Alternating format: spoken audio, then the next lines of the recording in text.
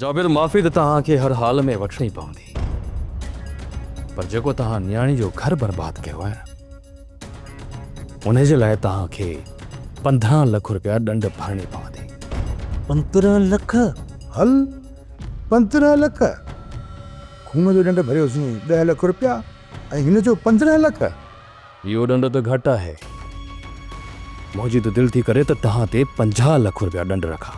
हैदर मूं पहिरियों सोचियो हो त अदे शमीर जे पलांद में इन जाबर जे भाउ खे ज़हर जो वटो पियारियो, पर हींअर हिननि जी हालत त इन ज़हर जे वटे खां बि बदतर आहे।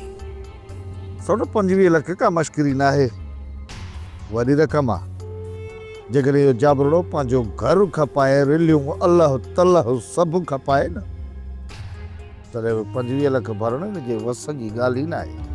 रईस चागर ख़ान जाबिर के डंडन में निपोड़े अहिड़ो त फिटी कयो आहे जो हाणे कंहिं सां बि दुश्मनी जो कोन सोचींदो। इहो बि सुठो थियो त इन सां न माई सभाईअ जी आकड़ त घटि थींदी। अमां जॾहिं 25 लाख रुपया इन जाबिर जे घर मां निकिरंदा न, रुगी सभाई न पर घणनि जी आकड़ ख़तम थी वेंदी।